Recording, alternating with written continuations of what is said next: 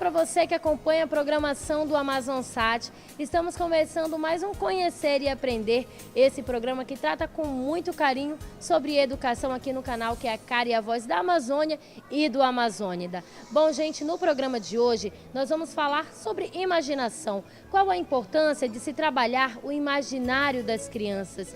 De que forma, através das brincadeiras, o imaginário é trabalhado? E também como a imaginação vai refletir na vida adulta de cada uma das crianças.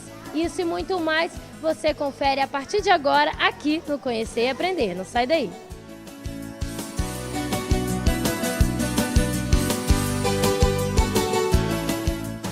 Imaginar é dar ao imaginário. As percepções do mundo real ou do contexto social são registradas e conservadas na memória como imagens que são formadas a partir das experiências mantidas com o meio social e natural.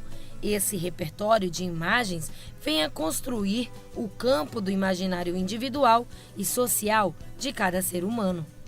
Através do brincar na educação infantil, podem ser despertadas características fundamentais para que cada aluno desenvolva de forma sadia seu imaginar. A partir do século XX, as brincadeiras despertaram o interesse dos pesquisadores. E foi a partir daí também que se tornaram objeto de estudo. Muitos autores passaram a falar da importância e do valor dessas brincadeiras no desenvolvimento e na aprendizagem da criança. Quando a criança realiza uma brincadeira, ela faz uma conexão entre o mundo imaginário e o mundo real.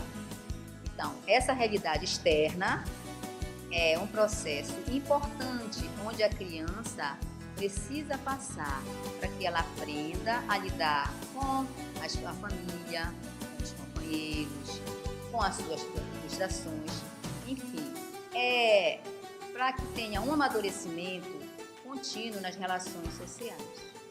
Cabe ao adulto evitar de dar brinquedos que a criança brinque sozinha.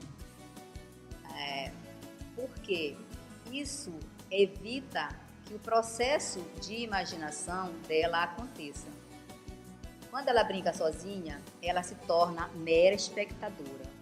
Ela não cria e ela não entra nesse mundo imaginário.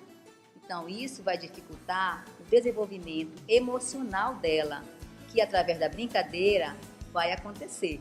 E também vai bloquear essa fábrica da criança imaginativa, criativa.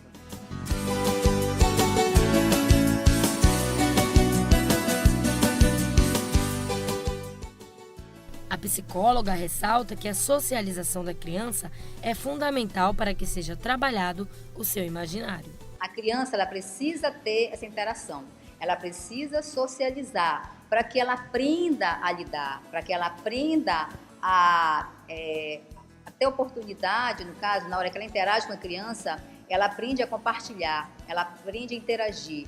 E quando ela está sozinha, é como eu falei antes, ela se torna mera espectadora, ela não tem essa interação. Isso bloqueia esse processo de criatividade, de imaginário mesmo dela, porque ela não tem com quem.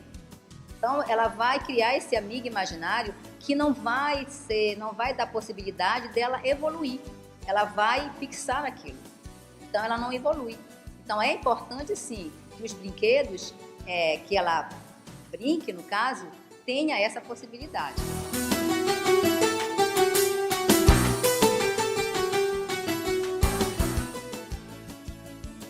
A importância dos jogos no processo psicoimaginário das crianças promovem respeito pelas pessoas e pelas regras.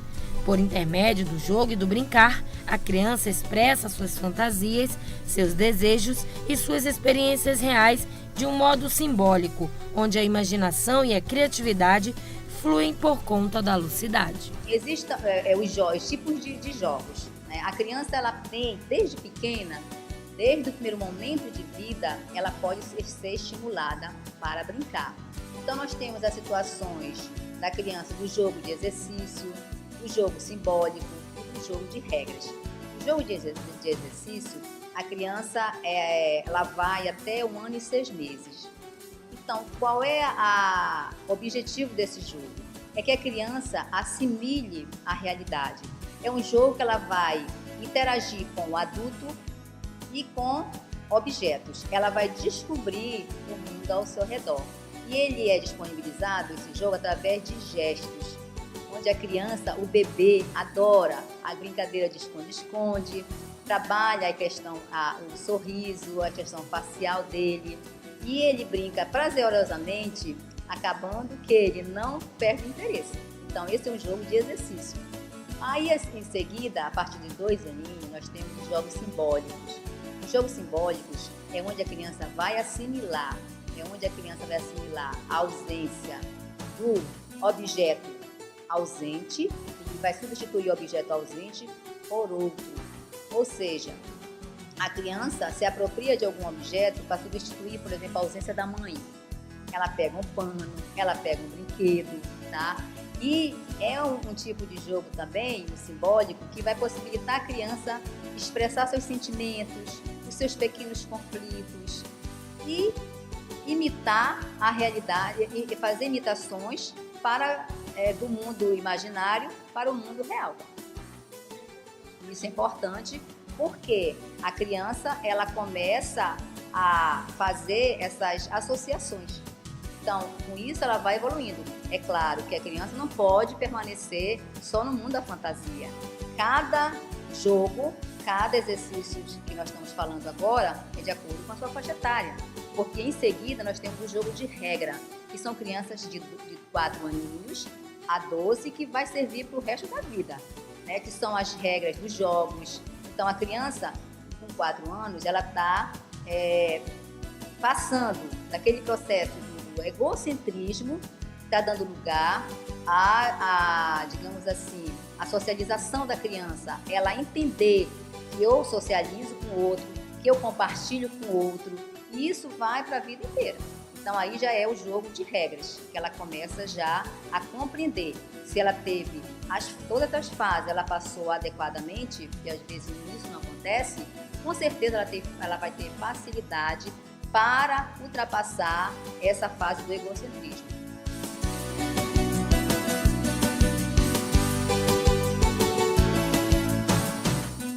O Conhecer e Aprender vai para um breve intervalo, mas voltamos já já.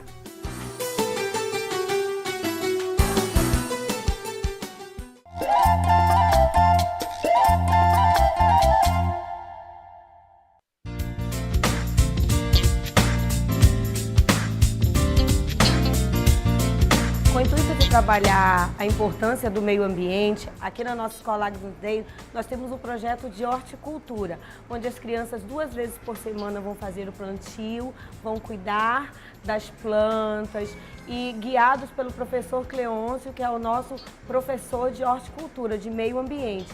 Então, com o intuito dessa atividade, como ela acontece no decorrer do ano, nós fazemos essa culminância dessa atividade através de entrega de muda para os pais, que são plantadas pelas crianças no decorrer do ano, e quando chega este evento do Dia da Árvore, nós fazemos essa entrega de mudas para trabalhar a questão da preservação, da conscientização e da questão mesmo do plantio das árvores, porque hoje em dia as crianças elas não vivem nesse meio florestal, elas vivem mais em grandes cidades, em apartamentos.